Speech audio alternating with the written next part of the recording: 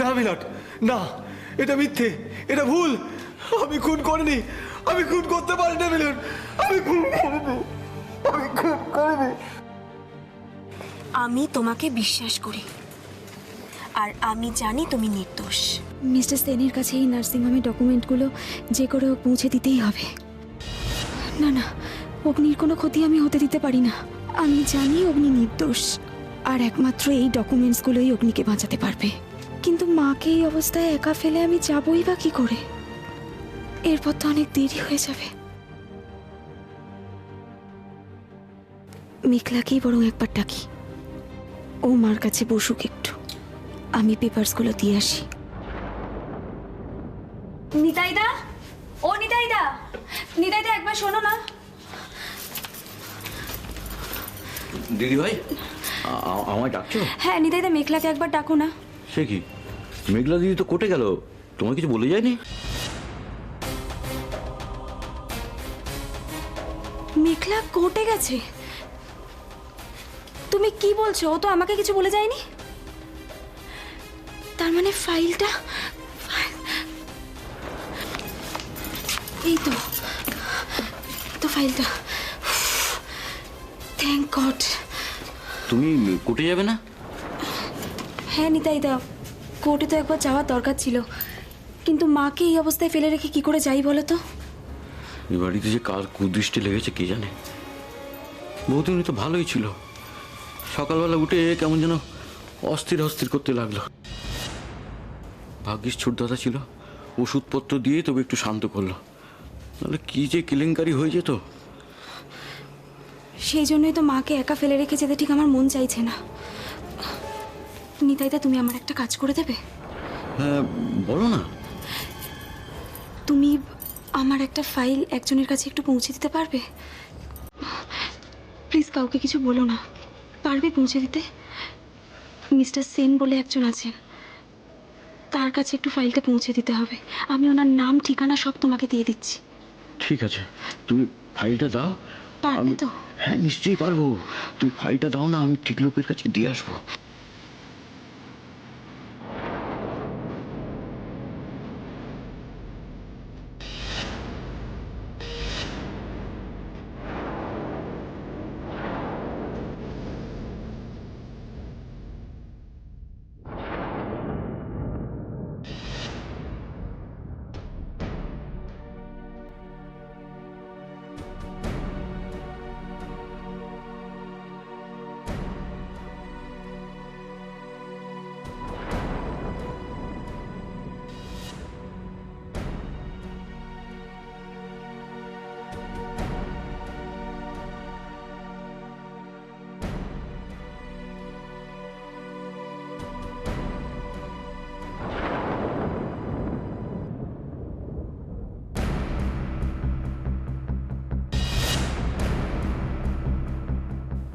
এই খেয়েছে, এ মেয়েও এমন চোখ পাল্টাচ্ছে কেন রে ভাই?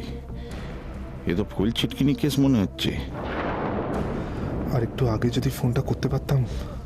আর তো বেশি সময়ও নেই, বাড়ি থেকে বেরোতে পারলো কিনা তাও তো বুঝতে পারছি না।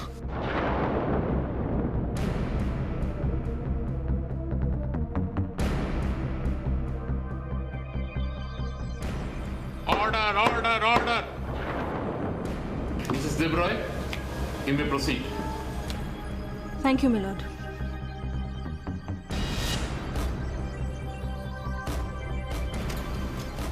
মিলর্ড, সৈকত দেবরায়ের হত্যা মামলার আজ তৃতীয় দিন। আদালতের সুবিধার্থে গত দুদিন যা যা আলোচনা হয়েছে সেগুলো যদি আমরা একটু মনে করে দেখি, তাহলে দেখতে পাবো যে স্বর্গীয় সৈকত বাবুর একমাত্র কন্যা আয়ুষী দেবরায়কে বিয়ে করতে চেয়েছিলেন অভিযুক্ত অগ্নি চ্যাটার্জি। কেন না, দেবরায় ফ্যামিলির সমস্ত সম্পত্তি আত্মসাৎ করার জন্য। অগ্নিবাবু, প্রথমবার আপনি ঠিক কিভাবে চেষ্টা করেছিলেন? আপনারই বিয়ের দিন সৈকত বাবুর গাড়িতে সজোরে ধাক্কা দিয়ে ওনাকে আপনি খুন করার চেষ্টা করেছিলেন, তাই না? কিন্তু মিলর্ড, প্রথমবার লক্ষ্যভেদ করতে না পারার জন্য অগ্নিবাবু পরের বার খুব সুকৌশল সব থেকে ডেঞ্জারাস এবং সব থেকে ডেসপারেট স্টেপটি নেন। বিয়ের অনুষ্ঠানে যখন সমস্ত আত্মীয় স্বজন ব্যস্ত ছিলেন ঠিক সেই সময় অগ্নিবাবু পৌঁছে যান নার্সিংহোমে। আইসিইউতে থাকা সৈকত দেবরায়কে শ্বাসরোধ করে খুন করেন অগ্নি চ্যাটার্জি।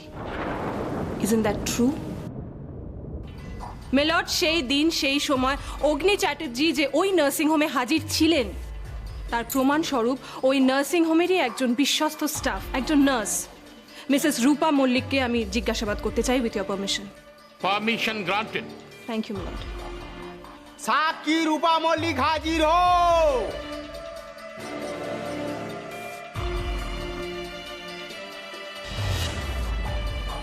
এই কাগজগুলো কোথায় নিতাইদা?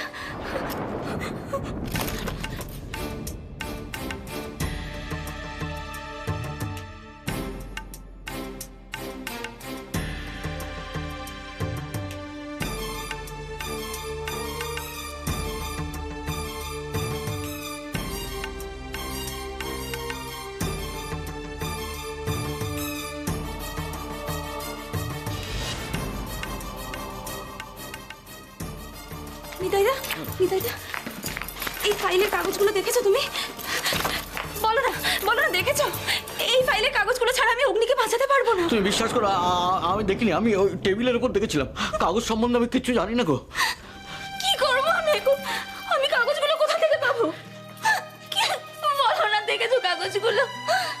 আমি কি করবো? আমি কাগজগুলো কোথা থেকে পাবো আমার?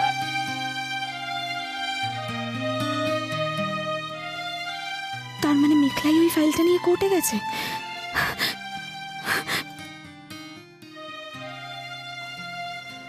আয়ুষী,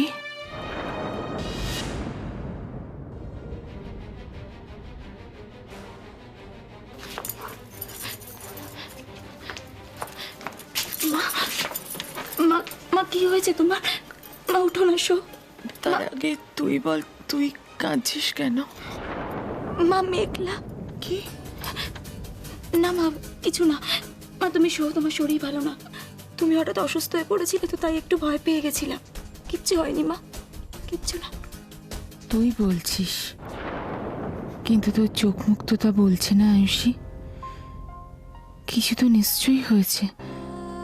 তুই আমার কাছ থেকে লুকোচ্ছিস, আমি স্পষ্ট বুঝতে পারছি আয়ুষী। মেঘলা, তুই কেন করলি এটা আমার সাথে? কেন করলি বল, কেন করলি?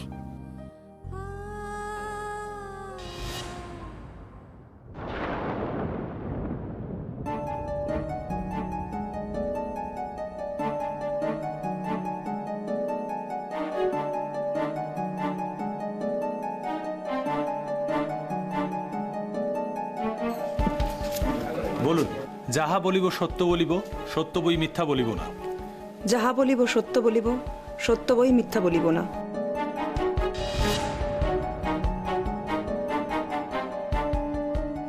রূপা দেবী, যেদিন সৈকতবাবু মারা যান একটু মনে করে বলুন তো, নার্সিংহোমে কি আপনি এই ভদ্রলোককে দেখেছিলেন? হ্যাঁ ম্যাডাম, আমি সেদিন রাতে ওনাকে দেখেছিলাম। হ্যাঁ, স্পষ্ট মনে পড়ছে আমার। উনি সেদিন রাত্রে এসেছিলেন নার্সিংহোমে। উনি কি একাই ছিলেন না সঙ্গে কেউ ছিলেন? না, উনি একাই এসেছিলেন। উনি ঠিক কটা নাগাদ নার্সিংহোমে আসেন রূপা দেবী?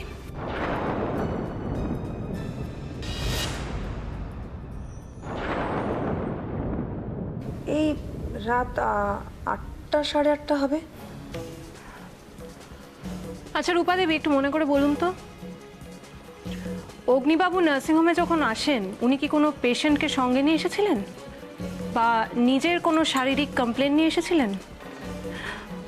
মিলর্ড, আমি যেটা বলতে চাই সেটা হচ্ছে, মানুষ ইউজুয়ালি নার্সিংহোমে যায় কোনো না কোনো একটা স্পেসিফিক কারণে। সেটা কি আমাদের একটু বলতে পারবেন আপনি?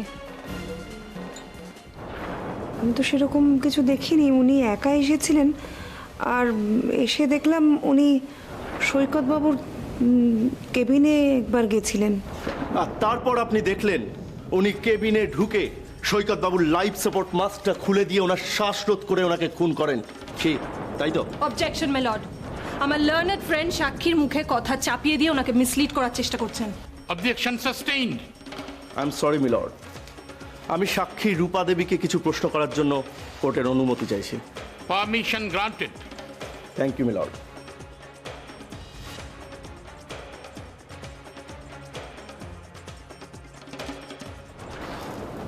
রূপা মল্লিক, কি নামটা ঠিক বলেছি তো? আপনি দেবরায় নার্সিংহোমে কত বছর চাকরি করছেন? এই বছর চারেক হলো। 4 বছর। আচ্ছা রূপা দেবী, ছোটবেলায় স্কুলে মেমোরি গেম কম্পিটিশনে আপনি নিশ্চয়ই প্রত্যেকবার ফার্স্ট প্রাইজটা পেতেন, কি তাই তো? মানে আপনার যা মেমোরি তা সত্যি ঈর্ষণীয়। নাহলে এত বড় একটা নার্সিং হোম, সেখানে শয়ে শয়ে হাজার হাজার মানুষ আসেন, বিভিন্ন রোগী, তাদের বাড়ির লোক, অন্যান্য লোকজন, তাদের প্রত্যেকের নাম, ঠিকানা, মুখ সব আপনার মুখস্থ, তাই না? অবজেকশন মিলর্ড, আসামি পক্ষের উকিল অবান্তর প্রশ্ন করে মহামান্য আদালতের সময় নষ্ট ছাড়া আর কিছুই করছেন না। রূপা দেবীর স্মৃতিশক্তির সঙ্গে এই কেসের কি সম্পর্ক থাকতে পারে? সম্পর্ক আছে milord. Objection overruled. Thank you milord.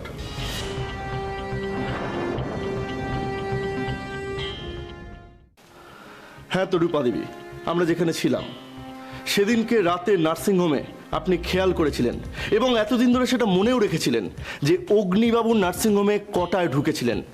তাহলে সেদিন রাতে আর যারা যারা নার্সিংহোমে এসেছিলেন তাদের প্রত্যেককে দেখলে আপনি চিনতে পারবেন তো? তারা কখন নার্সিংহোমে ঢুকেছিলেন, কখন নার্সিংহোম থেকে বেরিয়েছেন, সবই নিশ্চয়ই আপনার মনে আছে।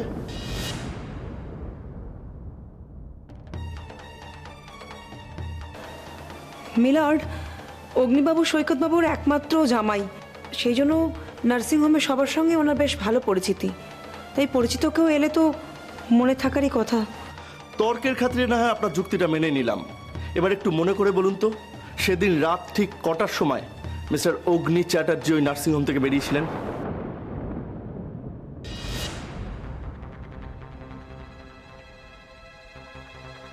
রাত 10:30 11টা হবে।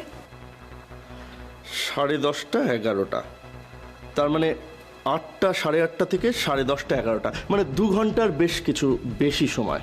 তাহলে 2 ঘন্টারও বেশি কিছু সময় ধরে অগ্নিবাবু নার্সিংহোমে ছিলেন। এতক্ষণ ধরে উনি কী করছিলেন?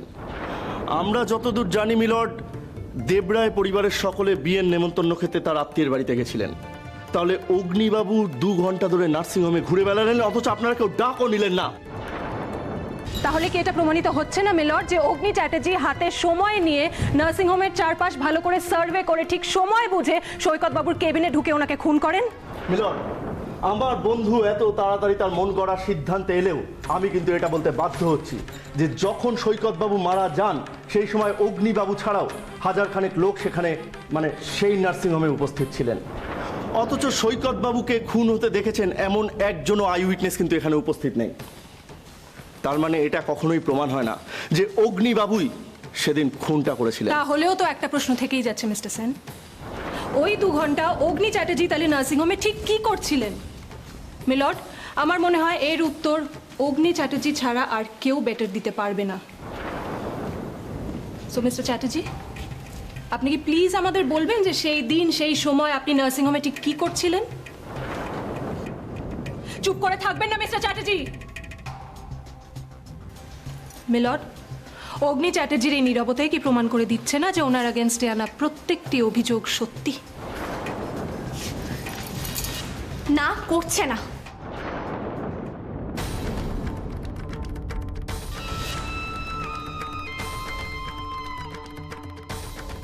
মেঘলা, যাক কাকা, এই মেন লাইনের গাড়ি কড লাইনে চলে গেল কেন?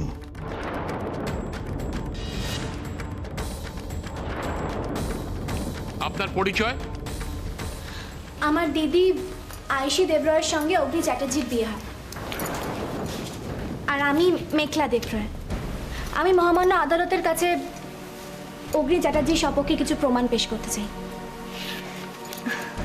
একটু দিয়ে দেবে?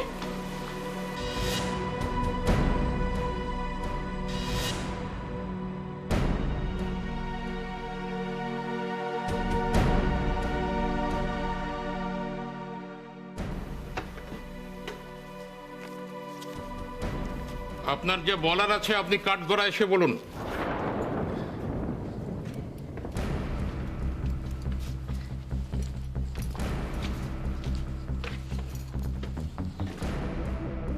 যাহা বলিব সত্য বলিব, সত্য বই মিথ্যা বলিব না।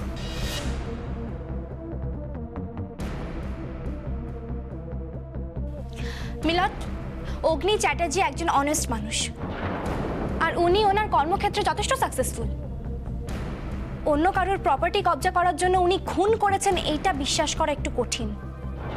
বিয়ের রাতে সৈকত দেবরায় নিজের গাড়ির নিয়ন্ত্রণ হারিয়ে গিয়ে একটি গাছে গিয়ে ধাক্কা মারেন। গাড়ির সমস্ত মেকানিক্যাল রিপোর্ট আমি সাবমিট করেছি মিলন। আর এর থেকে একটা কথা খুবই পরিষ্কার যে সেদিন অগ্নি চ্যাটার্জি কেন, অন্য কোনো গাড়ির সঙ্গেই সৈকতবাবুর গাড়ির কোনো অ্যাক্সিডেন্ট হয়নি।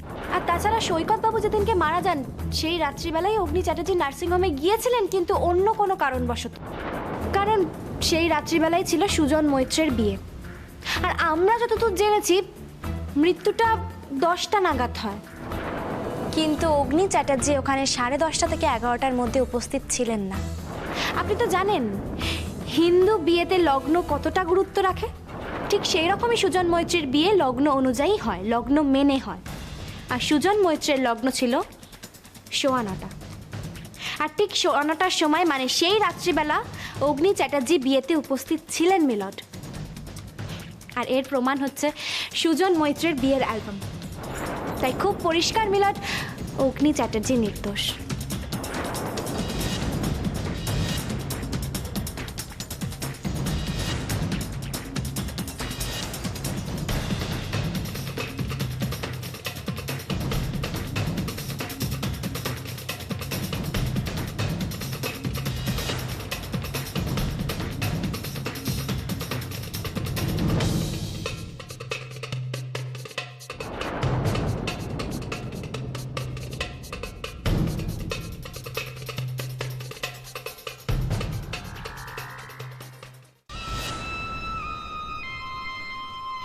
তারা শেষে উর্মিও ওদের দলে ফিরেছে।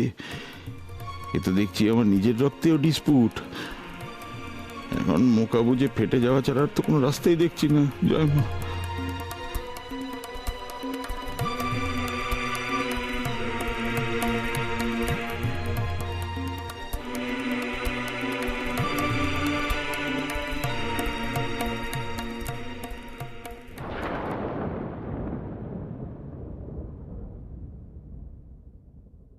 মিলন, এই দুটো প্রমাণ থেকে তো একটা কথা খুবই পরিষ্কার যে অগ্নি চ্যাটার্জি নির্দোষ।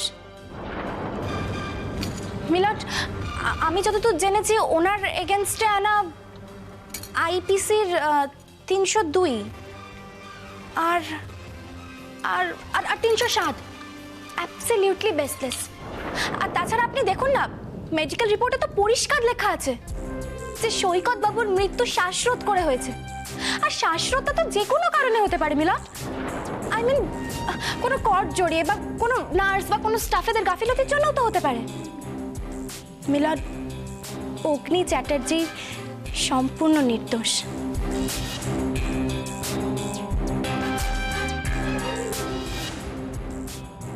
তোমাকে তো আমি চাইলেই ফাঁসাতে পারতাম জিজু, কিন্তু তাতে কি লাভ হতো বলো তো?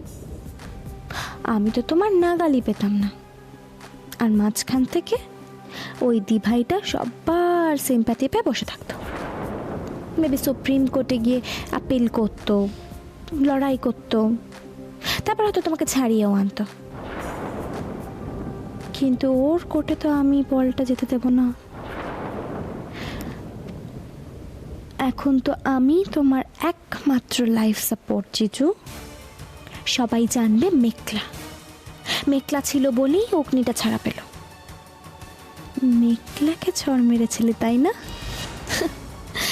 এবার দেখ তোরই চোখের সামনে থেকে তোরই হাজব্যান্ডকে কিভাবে আমি নিজের হাতের মুঠোর মধ্যে করে ফেললাম।